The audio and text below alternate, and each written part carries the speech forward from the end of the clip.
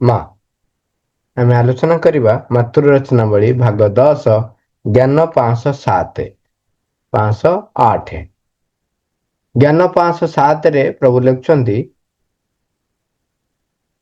ଏକ ସାହସୀ ରୂପକଳ୍ପନାରେ କାଳିଦାସ କହିଛନ୍ତି ଯେ କୈଳାସର ତୃଷାର ଶୃଙ୍ଗ ଗୁଡ଼ିକ ହେଉଛନ୍ତି ପ୍ରକୃତରେ ଶିବଙ୍କର ଉଚ୍ଚ ବିଶ୍ୱ ହାସ୍ୟ ଏବଂ ତାହା ହିଁ ଗିରି ଶିଖର ଗୁଡ଼ିକ ଉପରେ ପୂର୍ଣ୍ଣ ଶୁଦ୍ଧତା ଓ ପୂର୍ଣ୍ଣ ଶୁଭ୍ରତାରେ ଜମା ହୋଇ ରହିଛି। ଏହା ଏକ ସତ୍ୟ କଥା ଏବଂ ଯେତେବେଳେ ସେଗୁଡ଼ିକ ଆସି ହୃଦୟ ମଧ୍ୟରେ ପ୍ରତିଫଳିତ ହୋଇଯାଉଛନ୍ତି, ସେତେବେଳେ ସମଗ୍ର ଜଗତର ସନ୍ତାପମାନ ନିମ୍ନସ୍ଥ ମେଘପୁଞ୍ଜ ପରି ସେମାନଙ୍କର ଯଥାର୍ଥ ଅସ୍ତିତ୍ୱହୀନତା ରୂପେ ବିଗଳିତ ହୋଇଯାଉଛନ୍ତି। ଏ ଜ୍ଞାନ 507ରେ ଆମକୁ ବିଜ୍ଞାନ ଏବଂ କଳ୍ପନା ଏ ଉଭୟଟିର ଏକ ତୁଳନାତ୍ମକ ଭାବରେ ବର୍ଣ୍ଣନା କରୁଛନ୍ତି ଗୋଟେ ବିରାଟ ଗୂଢ ତତ୍ଵକୁ, ଯେ ବର୍ତ୍ତମାନ ସୁଦ୍ଧା ବିଜ୍ଞାନ ଯେତେବେଳେ ତାର ଉତ୍କର୍ଷରେ ପହଞ୍ଚୁଛି, ସେତେବେଳେ ସେ ମାପିକି ଦେଖୁଛି ଯେ ଆମର କୈଳାସ ପର୍ବତ ଆମର ଯୋଉଠି ରହିଛି, ଏଭରେଷ୍ଟ ଯୋଉଟା କହୁଛନ୍ତି, ସେଟା ହଉଛି ସବୁଠାରୁ ଉଚ୍ଚ ଗିରି ଶିଖର ବୋଲି। ଠିକ ଅଛି। କିନ୍ତୁ ଯେତେବେଳେ ତାଙ୍କ ଭାଷାରେ ଆକ୍ଚୁଆଲି ବିଜ୍ଞାନ ଏମାନେ କଣ କରିଛନ୍ତି, ଯଦି ସତରେ ଦେଖିବାକୁ ଯିବା, ଏମାନେ ବିଜ୍ଞାନର ଡେଫିନେସନ ଟା ଗୋଟେ ଅଲଗା ଦେଇ ଦେଇଛନ୍ତି। ସେଇ ଡେଫିନେସନକୁ ନେଇକି ସେ କହୁଛନ୍ତି ଏଇଟା ହିଁ ହଉଛି ବିଜ୍ଞାନ, ମାନେ ବିଶେଷ ଭାବରେ ଜ୍ଞାନ, ଆଉ ଅନ୍ୟ ଗୁଡାକ ବିଜ୍ଞାନ ନୁହେଁ। କିନ୍ତୁ ଯଦି ଆମେ ଏକ ତାର୍କିକ ଦୃଷ୍ଟିକୋଣରୁ ବି ଦେଖିବା, ଯେତେବେଳେ ଆମର ଶାସ୍ତ୍ରରେ କୁହାହଉଛି ଯେ କୈଳାସର ପର୍ବତରେ ଶିବ ରୁହନ୍ତି, ଶିବ ହଉଛନ୍ତି କଣ? ପୂର୍ଣ୍ଣ ଶୁଦ୍ଧତା ଏବଂ ପୂର୍ଣ୍ଣ ଶୁଭ୍ରତାର ମଙ୍ଗଳଦାୟକର ସେ ହଉଛନ୍ତି ଶିବ, ହଉଛନ୍ତି ପ୍ରତୀକ।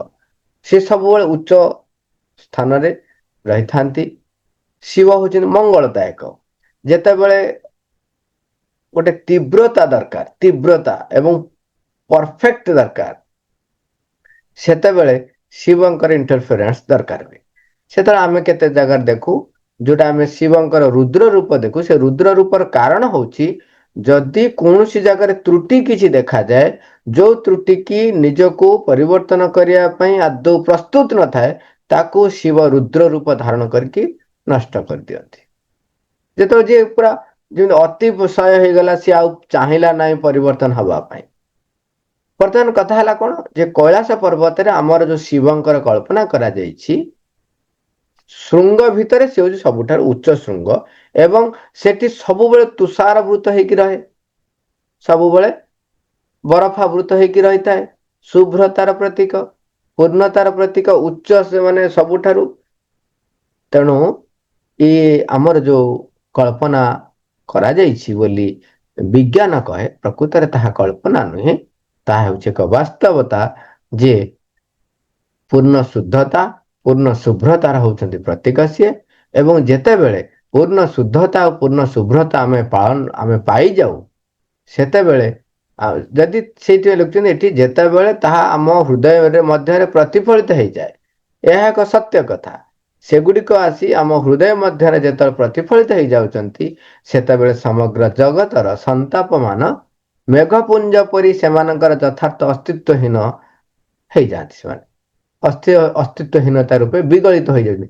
ମେଘପୁଞ୍ଜ ଗୁଡିକ ଯେତେବେଳେ ଆସିକି ତା ଦେହରେ ପିଟି ହଉଛନ୍ତି, ସେ କଣ ହଉଛନ୍ତି? ତାଙ୍କର ଅସ୍ତିତ୍ଵ ହରେଇ ବସୁଛନ୍ତି। କାହିଁକି ନା ବୃଷ୍ଟି ଜଳ ଆକାରରେ ସେମାନେ ପୃଥିବୀ ପୃଷ୍ଠକୁ ଆସି ଯାଉଛନ୍ତି। ତେଣୁ ଯେତେବେଳେ ଆମ ଭିତରେ ଯେତେ ସନ୍ତାପ ଥାଉ ନା କାହିଁକି, ଯେତେ ଦୁଃଖ ଜଞ୍ଜାଟ ଥାଉ ନା କାହିଁକି, ଯଦି ଆମେ ପ୍ରୟାସ କରି ସେଇ ଶୁଦ୍ଧତା, ସେଇ ଶୁଭ୍ରତାକୁ ପ୍ରାପ୍ତ କରିବା, ପୂର୍ଣ୍ଣ ଶୁଦ୍ଧତା, ପୂର୍ଣ୍ଣ ଶୁଦ୍ଧତା ପ୍ରାପ୍ତ କରିବା, ଯୋଉଟା କି ଆମର ଶିବଙ୍କର କୈଳାସ ପର୍ବତର ବର୍ଣ୍ଣନା କରାଯାଉଛି ଯେ ଉଚ୍ଚଗିରି ଶୃଙ୍ଗ ଏବଂ ତୁଷାରବୃତ। ତେଣୁ ତାମାନେ ଶୁଭ୍ରତା ଆଉ ଶୁଦ୍ଧତା ଯେତେବେଳେ ପୂର୍ଣ୍ଣ ରୂପରେ ଆମେ ପ୍ରାପ୍ତ କରିବା ତେବେ ଆମ ଭିତରେ ଥିବା ସନ୍ତାପ ବା ଦୁଃଖ ଦୂର ହେଇଯିବ। ଆମ ଭିତରେ ମଳିନତା କିଏ ଥାଏ? କିଏ ସୃଷ୍ଟି କରେ ମଳିନତା? ମଳିନତା ସୃଷ୍ଟି କରେ ଆମର ନିଜର ମନ, ନିଜର ପ୍ରାଣର ଭିନ୍ନ ଭିନ୍ନ ଗତିବୃତ୍ତି ଏବଂ ଶରୀରର ବା ଜଡ଼ର ପରିବର୍ତ୍ତନ ବିମୁଖତାଟା। ଜଡ଼ ବା ଶରୀର ପରିବର୍ତ୍ତନ ବିମୁଖ, ପ୍ରାଣ ନିଜର ରୁଚିରେ ମାତିଥାଏ। ମୋ ରୁଚି ଅନୁସାରେ ହେଲେ ତାହା ଯଥାର୍ଥ, ମୋ ରୁଚି ଅନୁସାରେ ନହେଲେ ତାହାର ଅଯଥାର୍ଥ। ମନ ସିଏ ତର୍କ କରି ଦେଖିବ, ତାର ସୀମା ଭିତରେ, ତାର ଦୃଷ୍ଟିର ସୀମା ଭିତରେ ଯଦି ସିଏ ଦେଖିଲା, ଜାଣିପାରିଲା, ତାହେଲେ ସିଏ କହେ ହଁ ଏଇଟାର ଅସ୍ତିତ୍ଵ ଅଛି। ଯଦି ତା ଦୃଷ୍ଟି ଭିତରେ ନାହିଁ, ସିଏ କଳ୍ପନା କରିପାରୁନାହିଁ, ସିଏ ଜାଣି ପାରୁନାହିଁ, ତାହେଲେ ସିଏ ତାକୁ କହେ ମିଥ୍ୟା, କପଳ କଳ୍ପିତ କାହାଣୀ ବୋଲି କହେ ତାକୁ। ତାର ଦୃଷ୍ଟି ଯେ ସୀମିତ, ସେ କଥାଟି ମନ ଜାଣିପାରେ ନାହିଁ। ତେଣୁ ଏଇ ମନ, ପ୍ରାଣ ଏବଂ ଶରୀରର ଯୋଉ ଯୋଉ ଗତିବୃତ୍ତି ରହିଛି, ସିଏ କଣ କରେ ଆମ ଭିତରେ ମଳିନତା ଆଣିଦିଏ। ତେଣୁ ସେଇ ମଳିନତାକୁ ଦୂର କରିବାକୁ ହେଲେ ପ୍ରଥମ କଥା ହଉଛି ନିଜର ସୀମିତତା ଭିତରେ ଆମେ ଆଗ ସଚେତନ ହବା। ଆମର ସୀମିତତା ବିଷୟରେ ଆଗ ସଚେତନ ହବା ଯେ ମୋର କେତିକି ସାମର୍ଥ୍ୟ ସୀମିତ ରହିଛି, ମୋର ଜ୍ଞାନର ସୀମିତତା ରହିଛି, ମୋର ଶକ୍ତିର ସୀମିତତା ରହିଛି, ମୋର ସାମର୍ଥ୍ୟର ସୀମିତତା ରହିଛି। କିନ୍ତୁ ଆମେ ସାଧାରଣତଃ କଣ ହୁଏ, ମୋହବଶ ହେଇ, ଆସକ୍ତି ବଶ ହେଇ, ଅହଙ୍କାର ବଶ ହେଇ କ୍ଷମତାର ପ୍ରାପ୍ତି କରିବା ପାଇଁ ଅର୍ଥ ଯଦି ମୋ ପାଖକୁ ଆସିଗଲା, କ୍ଷମତା ଯଦି ମୋ ପାଖକୁ ଆସିଗଲା, ସେତେବେଳେ କହନ୍ତି ସ୍ୱର୍ଗ ଆଉ ମତେ ଦି ଆଙ୍ଗୁଳି। ତାମାନେ ମୁଁ ନିଜକୁ ବହୁତ ବଡ ଭାବିଦିଏ। ଛୋଟ ଛୋଟ ଅନୁଭୂତି ଯଦି କିଛି ଆସିଗଲା, ଯଦି ସୂକ୍ଷ୍ମ ସ୍ତରର ଜ୍ଞାନ କିଛି ଆସିଗଲା, ସେତେବେଳେ ବି ମୁଁ ଭାବେ କଣ ମୁଁ ପୁରା ପ୍ରାପ୍ତି କରିସାରିଲିଣି, ଭଗବାନ ହେଇଗଲେଣି, ଭଗବାନ ହେଇଗଲେଣି। କେତେଜଣ ତ କହିଲେ ଯେ ଆମେ ମାର୍ସଙ୍କ ଲେବୁଲ ହେଇଗଲେଣି ବୋଲି ବି ବେଳେ ବେଳେ ବ୍ୟକ୍ତି ସେ ପ୍ରକାରର ଏକ ମିଥ୍ୟା ପ୍ରଲୋଭନରେ ପଡିଯାଏ। ତେଣୁ ଇଏ ସବୁ କଣ କରନ୍ତି, ଆମକୁ ପୂର୍ଣ୍ଣତା ଦିଗରେ ଅନ୍ତରାୟ ହେଇକି ଠିଆ ହୁଅନ୍ତି। ତେଣୁ ନିଜର ଯୋଉ ସାମର୍ଥ୍ୟ ରହିଛି, ତାକୁ କିପରି କିପରି ଉଚ୍ଚତର ଦିଗ ପ୍ରତି ଉନ୍ମୁକ୍ତ କରି ରଖିବା, ସେଇଟା ହଉଛି ଆମର ଧ୍ୟେୟ। ତେଣୁ ଆମ ପ୍ରଥମ କଥା ହେଲା ନିଜର ସୀମିତତାକୁ ଚିହ୍ନିବା। କେବେ ବି ନିଜେ ଯାହା ଭାବୁଛନ୍ତି, ନିଜେ ଯାହା ତର୍କ କରୁଛନ୍ତି, ନିଜେ ଯାହା ଉପଲବ୍ଧି କରିଛନ୍ତି, ତାହା ହିଁ ସର୍ବଶ୍ରେଷ୍ଠ ବୋଲି ଧାରଣା କରି ବସିବି ନାହିଁ। ତାକୁ ନେଇକରି କଣ କରିବି, ସବୁବେଳେ ମାଙ୍କ ପାଖରେ ଥୋଇବି ଏବଂ ପ୍ରତ୍ୟେକ ମୁହୂର୍ତ୍ତରେ ଏଇ ଭାବ ରହିଥିବ, ନା ନା ମୁଁ ସିନା ଏତିକି ଜାଣିଛି, ଆଉ କିଛି ନୂଆ ଥାଇପାରେ। ମୁଁ ଯୋଉଟା କହୁଛି ଠିକ ଯେ, କିନ୍ତୁ ଏହା ପୂର୍ଣ୍ଣ ଠିକ ନୁହଁ, ଆ ବ୍ୟତିରକ ବି କିଛି ଥାଇପାରେ। ତାହେଲେ କଣ ହବ, ମୁଁ କାହାକୁ ଗାଳି ବି ଦେଇପାରିବିନି, ମୁଁ କାହାକୁ କଡା କଥା ପଦେ କହିପାରିବିନି। କେମିତି କଡା କଥା କହିବି? କାହିଁକିନା ମୁଁ ତ ଯାହା କହୁଛି ତାହା ତ ପୂର୍ଣ୍ଣତଃ ଠିକ ନୁହଁ ନା। ମତେ ଦେଖା ଯାଉଥିବ ଯେ ମୁଁ ଯାହା କହୁଛି ଠିକ ବୋଲି, କିନ୍ତୁ ବି ତାକୁ ନିଜକୁ ମୁଁ ବିଶ୍ୱାସ କରିବି ନାହିଁ ମୁଁ ଯାହା କହୁଛି ଠିକ ବୋଲି। ତାହେଲେ ନିଜ ଭିତରେ ଗ୍ରହଣଶୀଳତା, ନିଜ ଭିତରେ ବିନମ୍ରତା, ନିଜ ଭିତରେ ନମ୍ରତା ସୃଷ୍ଟି ହବ। ସୃଷ୍ଟି ହେଲେ କଣ ହବ ନା ଜାଗା ତିଆରି ହବ। ଜାଗା ତିଆରି ହେଲେ କଣ ହବ ନା ସେଠି ଉଚ୍ଚତର ଶକ୍ତି ଆସି ରହିବା ପାଇଁ ଆଧାର ପ୍ରସ୍ତୁତ ହେଇଯିବ। ଆଧାର ପ୍ରସ୍ତୁତ ହେଲେ ସିଏ ସ୍ୱାଭାବିକ ଭାବରେ ଉଚ୍ଚତର ଶକ୍ତି ଅବତରଣ କରି ଆସିବ। ତାହେଲେ ମୁଁ ଆହୁରି ଅଧିକ ସାମର୍ଥ୍ୟ ଯୁକ୍ତ ହେଇକା ଯିବି। ମା ଇଏ ଗଲା ଜ୍ଞାନ 507। ଏତିକି ଭିତରେ କିଛି ପଚାରିବାର ଅଛି କି?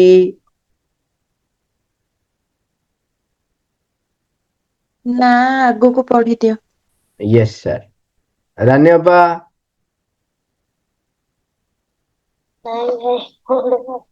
ଆଜ୍ଞା ଆଜ୍ଞା ମୁଁ କହିଲି ମଝିରେ କଣ ଶୁଣିପାରିଲିନି, ଏଇଗୁଡା ପଚାରୁଥିଲି ଆଉ। କୋଉଟା ଶୁଣିପାରିଲନି କହୁନ? ସେତେବେଳେ ପଚାରୁଥିଲେ କଣ? ପଚାରିବ ନା, ମଝିରେ ଯଦି ହେଲା ପଚାରିଦବ। ଖାଲି ସାରାଂଶରେ ଆମେ ଏତିକି ଜାଣିବା ଯେ ଯୋଉଟା ବିଜ୍ଞାନ ଆମକୁ କଳ୍ପନା କଳ୍ପନା କହି ଆସୁଛି, ପ୍ରକୃତରେ ତାହା ଏକ ବାସ୍ତବ ଘଟଣା ଯେ କୈଳାସ ପର୍ବତ ଯୋଉଟା କି ଉଚ୍ଚ ଗିରି ଶୃଙ୍ଗ ବୋଲି ବିଜ୍ଞାନ ଏବେ କହୁଛି, କିନ୍ତୁ ଆମର ଶାସ୍ତ୍ରରେ ବହୁତ ପୂର୍ବରୁ ଶିବଙ୍କର ଆସ୍ଥାନ ବୋଲି କୁହାଯାଏ ଏବଂ ଶିବଙ୍କର ଆସ୍ଥାନ ହେଉଛି ସେହି ଗିରି ଶିଖର ଯୋଉଟା କି ସବୁଠାରୁ ଉଚ୍ଚରେ ରହିଛି ଏବଂ ସେଠି ସବୁବେଳେ ବରଫାବୃତ ହେଇକି ରହିଥାଏ। ତେଣୁ ଆମର ପ୍ରତୀକାତ୍ମକ ଭାବରେ କଣ କୁହାଯାଏ ନା ସେଟା ହଉଛି ପୂର୍ଣ୍ଣ ଶୁଦ୍ଧତା, ପୂର୍ଣ୍ଣ ଶୁଭ୍ରତାର ଜାଗା। ତେଣୁ ପ୍ରଭୁ କହୁଛନ୍ତି ସେଟା ଏକ ସତ୍ୟ କଥା, ଯେତେବେଳେ ପୂର୍ଣ୍ଣ ଶୁଦ୍ଧତା, ପୂର୍ଣ୍ଣ ଶୁଭ୍ରତା ତୁମେ ପ୍ରାପ୍ତ କରିବ, ତେଣୁ ଶିବଙ୍କୁ ଯେତେବେଳେ ଆମେ ପ୍ରାପ୍ତ କରୁ ବା କୈଳାସ ପର୍ବତରେ ବା ଯେ ପହଞ୍ଚି ଯାଉ ବା ଯାହା କରୁ, ତାର ପରିଣାମ କଣ ହୁଏ? ଆମେ ଯାହା ଜାଣିଛୁ, ଯେତେବେଳେ ଆମେ ଶିବଙ୍କର ବା ସେଇ ଯୋଉ ଉଚ୍ଚ ଗିରିଶୃଙ୍ଗ ଶିଖରରେ ଯାଇ ପହଞ୍ଚି ଯାଉ, ସେତେବେଳେ ଆମର ଏଇ ଯୋଉ ତଥାକଥିତ ସ୍ଥୂଳ ଜଗତର ଯୋଉ ଦୁଃଖ ସନ୍ତାପ ସବୁ କୁଆଡେ ଦୂରେଇ ହେଇଯାଏ, କୁଆଡେ ମିଳେଇଯାଏ। ଏଠି ବର୍ଣ୍ଣନାରେ କହୁଛନ୍ତି ଶ୍ରୀ ଅରବିନ୍ଦ, ଯେପରି ମେଘ ଖଣ୍ଡ ପାହାଡର ସଂସ୍ପର୍ଶରେ ଆସି ନିଜର ଅସ୍ତିତ୍ଵ ହରାଇ ବୃଷ୍ଟି ଜଳରେ ପରିଣତ ହେଇଯାଏ, ସେହିପରି ଆମ ଭିତରେ ଥିବା ଦୁଃଖ ସନ୍ତାପ ଯନ୍ତ୍ରଣା ତାହା କୁଆଡେ ମିଳେଇଯାଏ ଯେତେବେଳେ ଆମେ କୈଳାସ ପର୍ବତରେ ପହଞ୍ଚି ଯାଉ ବା ଶିବଙ୍କ ସହିତ ବା ଶିବଙ୍କ ପାଖରେ ପହଞ୍ଚି ଯାଉ ବା ପୂର୍ଣ୍ଣ ଶୁଦ୍ଧତା, ପୂର୍ଣ୍ଣ ଶୁଭ୍ରତାକୁ ପ୍ରାପ୍ତ କରୁ। ତେଣୁ ତାପରେ ଆମେ କଥା ହେଲେ ଆମେ ସଚେତନ ରହିବା, ନିଜକୁ ପ୍ରସ୍ତୁତ କରିବା ସେହି ପୂର୍ଣ୍ଣ ଶୁଦ୍ଧତା, ପୂର୍ଣ୍ଣ ଶୁଭ୍ରତାକୁ ପ୍ରାପ୍ତ କରିବା। ଜ୍ଞାନ 508। ଆତ୍ମାର ସବୁଠାରୁ ଅଧିକ ବିଚିତ୍ର ଅନୁଭୂତି ହେଉଛି ଏଇଟି, ଯେତେବେଳେ ତାହା ଦୁଃଖ ଓ ସନ୍ତାପ ଗୁଡ଼ିକର ପ୍ରତିରୂପ ଏବଂ ଭୟ ପ୍ରଦର୍ଶନ ଗୁଡ଼ିକ ବିଷୟରେ ଆଦୌ କୌଣସି ସୂଚନା କରିବା ବନ୍ଦ କରିଦିଏ, ସେତେବେଳେ ସେହି ଦୁଃଖ ଓ ସନ୍ତାପ ମାନେ ମଧ୍ୟ ଆଉ ପାଖରେ କେଉଁଠି ହେଲେ ରହିଥିବା ପରି ଆଦୌ ଦୃଷ୍ଟିଗୋଚର ହୁଅନ୍ତି ନାହିଁ। ଆମେ ସେତିକି ବେଳେ ହିଁ ସେହି ଅବାସ୍ତବ ମେଘ ଗୁଡ଼ିକର ପଛରେ ରହି ପରମେଶ୍ୱର ଆମ ଆଡ଼କୁ ଅନାଇ ହସୁଥିବାର ଶୁଣିବାକୁ ପାଇଥାଉ। ତାପରେ ମାଙ୍କର ପ୍ରଶ୍ନ ଉତ୍ତର ରହିଛି, ସେଟା ଆଗ ପଢିଦେବା। ଏବଂ ସେ କହୁଛନ୍ତି, ହେ ପରମ ପ୍ରଭୁ, ଯେତେବେଳେ ଆପଣ ସେଇ ପ୍ରତିରୂପଟି ବଦଳି ଯାଇ ଆପଣଙ୍କର ସାଦୃଶ୍ୟରେ ପରିଣତ ହେଉ ବୋଲି ଇଚ୍ଛା କରନ୍ତି, ସେତେବେଳେ ଆପଣ କଣ କରନ୍ତି? ଶ୍ରୀ ଅରବିନ୍ଦ ଏଠାରେ ଯାହାକୁ ପ୍ରତିରୂପ ବୋଲି କହିଛନ୍ତି ତାହା ହେଉଛି ଏହି ସ୍ଥୂଳ ଶରୀର। ପରମ ପ୍ରଭୁ ଯେତେବେଳେ ଏହି ସ୍ଥୂଳ ଶରୀରଟିକୁ ରୂପାନ୍ତରିତ କରିଦେବାକୁ ଇଚ୍ଛା କରନ୍ତି, ସେତେବେଳେ ସେ କଣ କରନ୍ତି ବୋଲି ମୁଁ ତେଣୁ ତାଙ୍କୁ ପଚାରିଥିଲି ଏବଂ କାଲି ରାତିରେ ସିଏ ତାହାରି ଉତ୍ତର ରୂପେ ମୋତେ ଦୁଇଟି ଦୃଶ୍ୟ ଦେଖାଇଥିଲେ। ଗୋଟିଏ ଦୃଶ୍ୟରେ ମୃତ୍ୟୁ ସମ୍ବନ୍ଧରେ ରହିଥିବା ଯାବତୀୟ ପାରମ୍ପରିକ ଧାରଣାରୁ ଶରୀର ମୁକ୍ତି ଲାଭ କରି ବାହାରିଯିବା ସଂଦର୍ଶିତ ହୋଇ ରହିଥିଲା। ଅନ୍ୟଟିରେ ଅତିମାନସ ଶରୀର ପ୍ରକୃତରେ କିପରି ହେବ, ମୋତେ ସେ ସେହି କଥାଟିକୁ ଦେଖାଇ ଦେଇଥିଲେ। ତାଙ୍କୁ ପଚାରିବା ଦ୍ୱାରା ମୁଁ ପ୍ରକୃତରେ କେଡ଼େ ଭଲ କଲି କହିଲ। ଓକେ, ଏଠି ଜ୍ଞାନ 508ରେ କହୁଛନ୍ତି ଯେ ଆତ୍ମାର ସବୁଠାରୁ ବିଚିତ୍ର ଅନୁଭୂତି କଣ ନା ଯେତେବେଳେ ତାହା ଦୁଃଖ ଓ ସନ୍ତାପ ଗୁଡ଼ିକର ପ୍ରତିରୂପ ଏବଂ ଭୟ ପ୍ରଦର୍ଶନ ଗୁଡ଼ିକ ବିଷୟରେ ଆଦୌ କୌଣସି ସୂଚନା କରିବା ବନ୍ଦ କରିଦିଏ। ଦୁଃଖ ସନ୍ତାପ ଗୁଡାକର ପ୍ରତିରୂପ, ସେଇ ପ୍ରତିରୂପ ନେଇକିରି କଥାଟା ତଳେ ବର୍ଣ୍ଣନା କରୁଛନ୍ତି। ଦୁଃଖ ସନ୍ତାପର ପ୍ରତିରୂପ କୋଉଟା?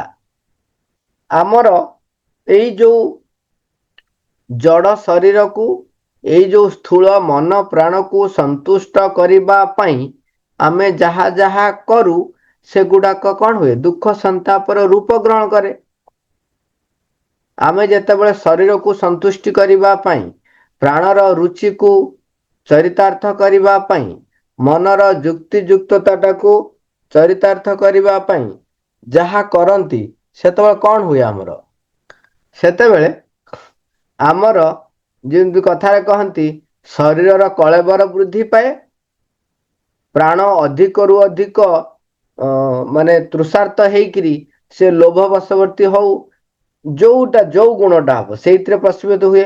ଲୋଭ ହେଇଥିଲେ ଲୋଭ ବଢି ବଢି ଚାଲେ, ଅର୍ଥ ପ୍ରତି ଲାଳସା ଯଦି ଥିବ ଅର୍ଥ ପ୍ରତି ଲାଳସା ବଢି ବଢି ଚାଲେ, जदि जो जो प्रवृत्ति प्रति तार निजर रुचि थाए से रुचिटा प्रवृत्तिटा बढ़ी बढ़ी चले तेणु तार परिणाम कौन हुए दुख पाए संताप आसे तेणु एगुड़ा कहते दुख संताप गुड़िकर प्रतिरूप एठी से कहते जे से जो प्रतिरूप कथा कहते क्या कहते एठी कहूँ जे परम प्रभु जितेबले यही स्थूल शरीर टी रूपांतरित करने को इच्छा करती सेतेबेले से कौन करती बोली मु तांको पचारिथिली कहीं सी प्रतिरूप कहले क्या कहते ना ये स्थूल शरीर तेबे ये स्थूल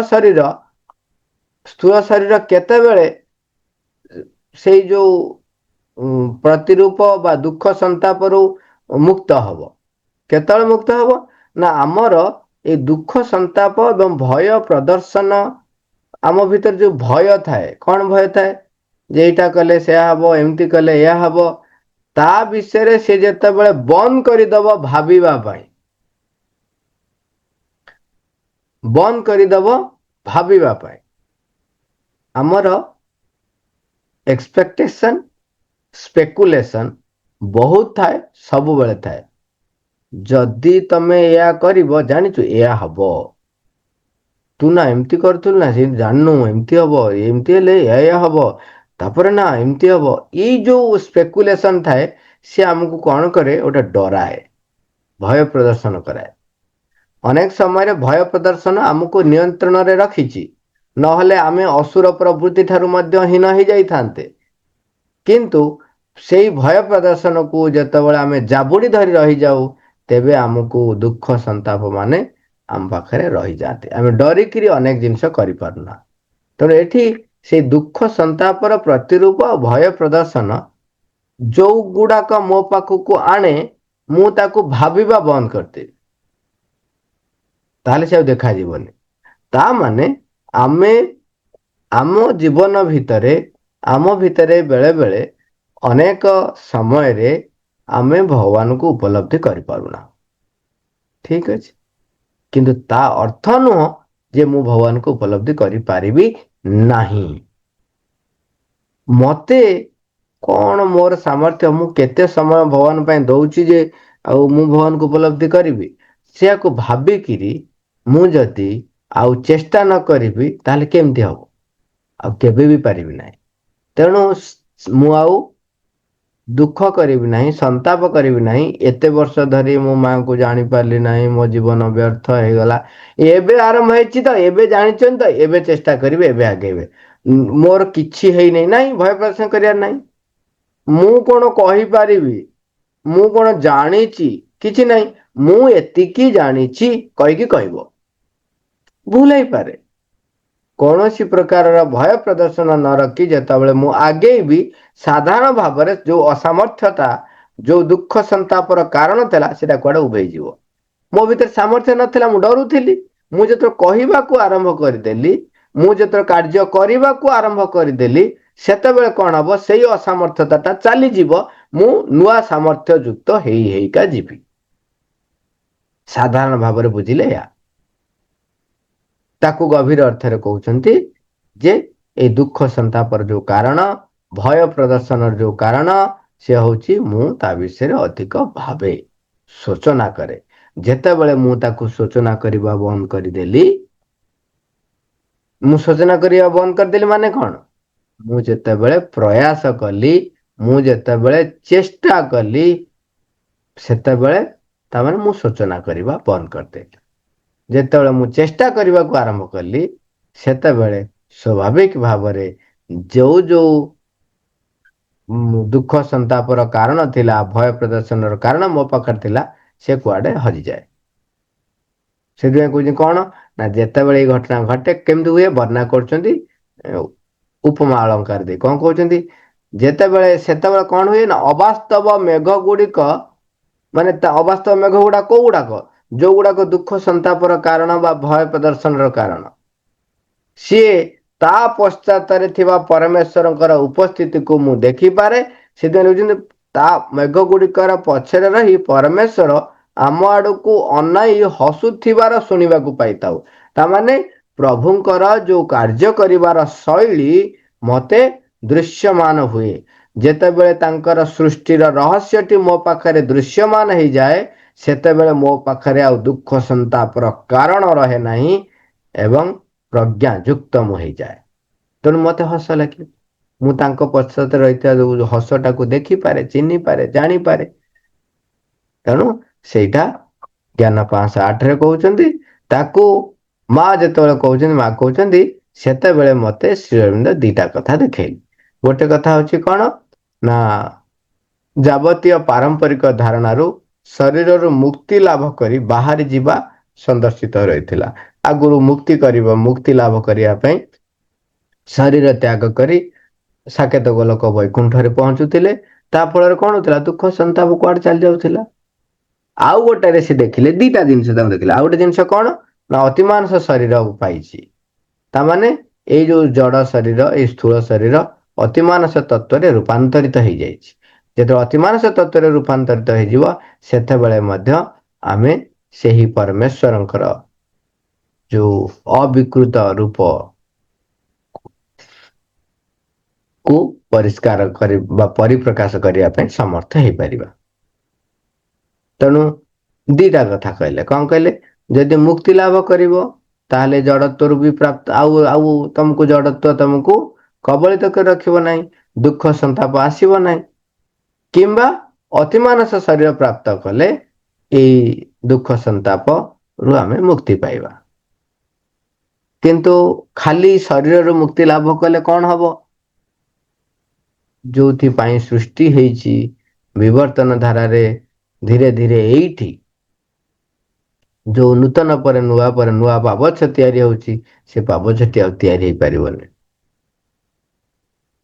ଅତିମାନସ ଶରୀର ଯେତେବେଳେ ରୂପାନ୍ତର ଶରୀର ଯେତେବେଳେ ହବ ତାହେଲେ କଣ ହବ ନା ନୂତନ ଏକ ପାବଛ ପ୍ରସ୍ତୁତ ହେଇଯିବ, ନୂତନ ଏକ ଜଗତ ପ୍ରସ୍ତୁତ ହବ, ଯୋଉଠି କି ଆମ ପାଖରେ ଏକ୍ଜାମ୍ପଲ ହେଇକି ରହିବ। ଯେମିତି ଆମେ ବର୍ତ୍ତମାନ ପଶୁ ମାନଙ୍କ ପାଖରେ ଏକ୍ଜାମ୍ପଲ ହେଇକି ରହିଛନ୍ତି, ସେମିତି ଆମ ପରେ ଏକ୍ଜାମ୍ପଲ ରହିବ ପୂର୍ଣ୍ଣତଃ ସତ୍ୟ ଶାନ୍ତି ଆନନ୍ଦ ପ୍ରେମ ଦ୍ୱାରା ପରିଚାଳିତ ଶରୀର, ଅତିମାନସ ଶରୀର, ଯୋଉଥିରେ କି ପୂର୍ଣ୍ଣ ରୂପେ ସତ୍ୟ, ଜ୍ୟୋତି, ଜ୍ଞାନ ପରିପ୍ରକାଶ ହବ। ସେଥିପାଇଁ ମା କହୁଛନ୍ତି ମୁଁ କେତେ ଭଲ କଲି ପଚାରିଦେଲି ବୋଲି ସେ ମତେ ଦୁଇଟା ଯାକ ଦେଖେଇଲେ। ତେଣୁ ଆମେ ଆମର ଏଇ ସ୍ଥୂଳ ଶରୀରକୁ ସେଇ ଅତିମାନସ ଶକ୍ତିର ପରିପ୍ରକାଶ କରିବା ପାଇଁ ପ୍ରସ୍ତୁତ କରିବା, ମନକୁ ପ୍ରସ୍ତୁତ କରିବା ଏବଂ ପ୍ରାଣକୁ ପ୍ରସ୍ତୁତ କରିବା। Ma, thank you all, Robert.